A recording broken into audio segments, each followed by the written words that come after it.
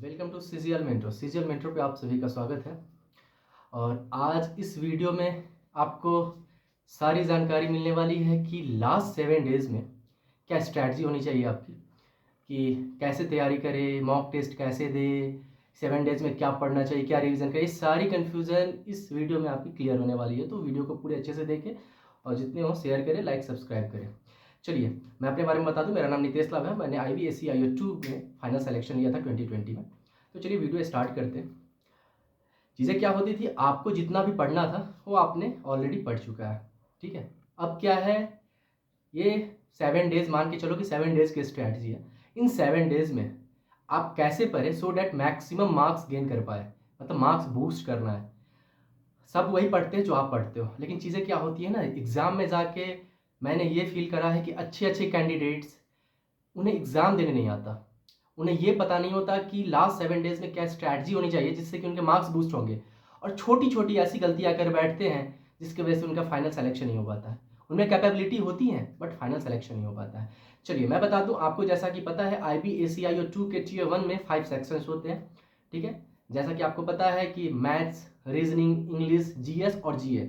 यहाँ पे थोड़ी ध्यान देने वाली बात यह है कि 20 करेंट अफेयर्स GA और 20 GS, ठीक है। तो मैंने GS और GA का स्ट्रैटेजी बता रखा है कि लास्ट कुछ दिनों में क्या स्ट्रैटेजी होनी चाहिए। अपलोडेड वीडियो है, आप उसको जाके जरूर देख लें। इसमें मार्क्स कैसे बूस्ट हो ये जानकारी मिलेंगी। तो आप क्या करेंगे, जो भी पढ़ रखे हैं, मैं फिर बता रहा हूँ, जो भी पढ़ रखे हैं उसको बार बार मल्टीपल रिवीजन करेंगे, ठीक है। कोई नोट्स बना रखे होंगे, कुछ मैथ्स के कुछ क्वेश्चंस होंगे या मैथ्स के हो सकते हैं, कुछ ना कुछ तो ऐसा होगा जो कि फॉर्मूला होंगे जो आपको याद नहीं रहता होगा। आपको ऐसा सोच रहे होंगे कि उसे बार बार देखना चाहिए, कहीं पर हाईलाइटर यूज किए होंगे, आप उसको कर जाओ। अगर ऑनलाइन आप कुछ रिसोर्सेज यूज करते हैं तो बुक मार्क कर रखे होंगे, वो सारे को बार बार मल्टीपल रिवीजन कर जाओ। अब यहाँ पे मैं स्ट्रैटेजी बताने वाला हूँ, खासकर मॉक टेस्ट का। अभी क्या करना है आपको, मैं ये प्रमोशनल वीडियो नहीं है इसलिए प्लीज़ मैं प्रमोशन नहीं कर रहा हूँ किसी भी इंस्टीट्यूशंस का। मैं बस मैंने जो फील किया, मैंने रिसर्च किया इस वीडियो बनाने से पहले, और मैंने जो एक्सपीरियंस के बेस में बताने जा रहा हूँ कि टेक्स्ट बुक ने क्या किया है कि IBAC IO2 के लिए खासकर जितने भी प्रीवियस ईयर्स क्वेश्चन है वो मॉक के फॉर्म में दे रखे हैं। ये ज़रूर होगा कि आपने ऑलरेडी प्रीवियस ईयर अटेम्प्ट कर रखा होगा, राइट, मैं ये मानता हूँ, लेकिन फिर भी आपको मॉक के फॉर्म में अटेम्प्ट करना है सो डैट आपको रियल एग्जाम का एक फील आए, अंदर से वैसा एम्बियंस फील हो। अब मैं फिर बता दूं, एक और चीज़ों पर ध्यान देने की बातें हैं आपको, कि हम जो कैंडिडेट्स होते हैं वो रात रात भर जग के पढ़ते हैं और दिन में क्या करते हैं, सोते हैं। ऐसी आदतें होती हैं ज़्यादातर कैंडिडेट्स को। तो आप अब इन 7 दिनों में ये करें कि रात में पढ़ने वाली कंसेप्ट बिल्कुल खत्म, ठीक है। अब टाइमली सो और टाइमली जगो। क्यों? क्योंकि हमारा सबकॉन्शियस माइंड जो होती है वो क्या करती है, दिन में सोने की आदत है, तो एग्जाम के टाइम पे आपकी माइंड, सबकॉन्शियस माइंड सोई रहेगी और आप सिली मिस्टेक करके आ जाओगे, जो कि बाद जब आओगे देखोगे अरे तो मैंने ये तो सिली मिस्टेक कर दिया। इसलिए क्या करो, हैबिट्स डालो, रात में 11 बजे तक सो और मॉर्निंग में 6 बजे तक जगो, और 2 मॉक एवरीडे अटैम्प्ट करो, ठीक है। पहले प्रीवियस ईयर अटैम्प्ट करो, ठीक है। प्रीवियस ईयर में करना क्या है कि मतलब दिन जिस टाइम पे एग्जाम्स होती है 10 बजे के बाद अटैम्प्ट करो। सुबह में 1 घंटे की तो होती है मॉक, अटैम्प्ट करो प्रीवियस ईयर।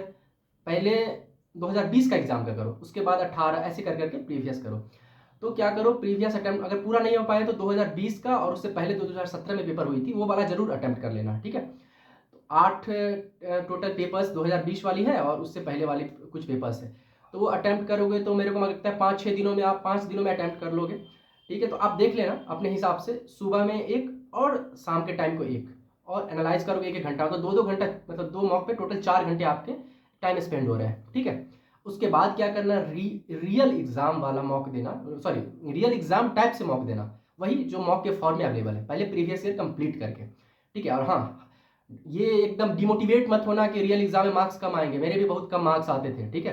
क्योंकि कोई जरूरी नहीं है जो क्वेश्चन सेट कर रहे हैं टेक्स्ट बुक वाले वही क्वेश्चंस वहां है। IBAC IO2 या SSC CGL किसी भी चीज के अपने क्वेश्चन बैंक होती है और वो उसी क्वेश्चन से पूछते हैं, तो प्रीवियस ईयर बेस्ड ही वो पूछेंगे कुछ भी चीजें। तो प्रीवियस ईयर को बना लो सबसे पहले, उसके बाद आ जाओ, आपका क्या होगा, मार्क्स धीरे धीरे बूस्ट होने लगा ये 7 दिनों में ही, 2-2 मॉक एवरीडे। अब आगे आ जाओ, GS GA का मैंने ऑलरेडी बता रखा है। अब क्या करनी है आपको, ज़्यादा टाइम नहीं देनी है, खासकर थोड़ा सा न्यूज़पेपर मतलब रीडिंग हैबिट भी डाल देना, उसके साथ साथ 1 घंटे एवरीडे का आप निकाल लेना, ठीक है। और ये 2-2 मॉक देने के बाद, देखो ये कंपलसरी सबके लिए नहीं है, लेकिन अगर कोशिश कर पाते हो, एक मॉक मतलब 2 दिन, जैसे 2 दिन दे दिए और तीसरा दिन क्या करना ना, मॉक बनाना। प्रीवियस ईयर तो बनाना ही बनाना, अगर टाइम मिल पाए तो मॉक बनाना, ठीक है। और एक और चीज़ मैं बता दूं कि अगर मॉक लगाना ना तो ऐसा करना कि टेक्स्ट बुक लगाएं तो किसी और इंस्टीट्यूशंस का मॉक लगाएं, क्योंकि टाइम नहीं, इसलिए मैं थोड़ा सा मतलब टाइम मैनेज करके सोचता हूँ कि आप लोग एक्सलेंट बन जाओ और सिलेक्शन ले लो। सबसे फर्स्ट बात यह है कि रीजनिंग इतनी ईजी आती है ना कि आप प्रीवियस ईयर लगाओगे तो आपको आइडिया लग जाएगा कितनी ईजी रीजनिंग है। आप बना लोगे कितना पता है, 20 क्वेश्चन है रीजनिंग के, अच्छा खासा 18-19 मार दोगे, ठीक है। मैथ्स में क्या है कि वो भी 18-19 मार दो। मैथ तो इतनी ईजी आती है कि पूछो ही मत यार, ठीक है। अब आ जाओ इंग्लिश में, इंग्लिश भी बन जाएंगी। मैं मान के ये चलता हूँ अगर आपने थोड़ा भी पढ़ाई पहले किया है तो 60 क्वेश्चंस में 50 to 55 मार सकते हो यार। जनरल कैंडिडेट का कट ऑफ वही लगभग अराउंड 68 to 72 ही मंडराएगा, ये फिक्स है। वो रिवील नहीं करती है आईबी, क्योंकि वो सिक्योरिटी एजेंसी है, तो सिक्योरिटी एजेंसी रिवील नहीं करती, बट वो शॉर्ट लिस्टेड कैंडिडेट का डालती है। तो नॉर्मलाइजेशन भी होंगे। तो अगर मान के चलो, थोड़ा सा बता रहा हूँ मैं आपको कि 60 में अगर 50 भी आ गए, ठीक है, मान के चलो, इधर 40 में अगर 20 से 25 भी आ गए, ठीक है, मैं 20 ही मानता हूँ 40 में, ठीक है, क्या होगा तो 50 + 20 70 मार्क्स आपके ऐसे आ रहे हैं। नॉर्मलाइजेशन में कुछ ना कुछ बेनिफिट मिल जाएगा, 3-4-5 नंबर का, 75 मार्क्स आ रहे हैं। अब क्या चाहिए। और फाइनल सिलेक्शन में पहले बोल रखा हूँ कि आपकी जो इंटरव्यू है ना, इंटरव्यू काफी इस पे मैटर, इंटरव्यू के बेस पे ही आपकी मेरिट बनती है, ये मान लो इस एग्जाम्स में। अब आगे थोड़ा सा तुक्का वाला स्ट्रैटेजी बताता हूँ। देखो, अगर जिसके भी बाकी के 3 सेक्शंस अच्छे हैं, जिसे लगता है कि मैथ, रीजनिंग और इंग्लिश में मैं अच्छा हूँ, उसमें तुक्का नहीं लगा रहा हूँ, ये बात याद रखना। तो तुक्का मारना, मैं फिर बता रहा हूँ, करेंट अफेयर में तो तुक्का काम नहीं करेगी, उसमें मत मारने की कोशिश करना। लेकिन जीएस में मारना, जिसमें लग रहा है कि एलिमिनेशन से, जिसमें लग रहा है कि 2 क्वेश्चंस हैं, लाइक 4 ऑप्शंस में 2 ऑप्शंस एलिमिनेट हो जा रहे हैं, 2 ऑप्शंस में लग रहा है कि इसमें से कोई होना चाहिए, तो 50% प्रोबेबिलिटी है कि आपका सही हो जाएगा। तो उसमें पक्का मारना, उसको छोड़ना मत। बट उसके लिए ये चीज़ है, डिस्क्लेमर मैं दे रहा हूँ, जिसका बाकी का 3 पोर्शन अच्छा है, जिन्हें लगता है कि उसमें मैंने कोई तुक्का नहीं मारा है, कुछ नहीं किया, तो इसमें मारना। टॉपर्स भी मारते हैं, ठीक है, तो इसलिए हिचकिचाना मत। मैं ही बता रहा हूँ, बाकी आपकी मर्जी, जो प्रॉपर स्ट्रैटेजी मैं वो आपको बता रहा हूँ, बाकी आप अपना देख लेना। तो मैं मान के चलता हूँ कि 60 में 50 मार्क्स आप ला रहे हो, इधर 40 में 20 मार्क्स मान लेता हूँ। अरे बहुत बोल रही है, 20 तो आराम से आएंगे, 20 जीएस और 20 करेंट में, तो 70 मार्क्स वैसे ही आ रहे हैं, ठीक है। तो सिलेक्शन पक्का है, ठीक है। तो उम्मीद करता हूं कि वीडियो आपको काफी मदद किया होगा।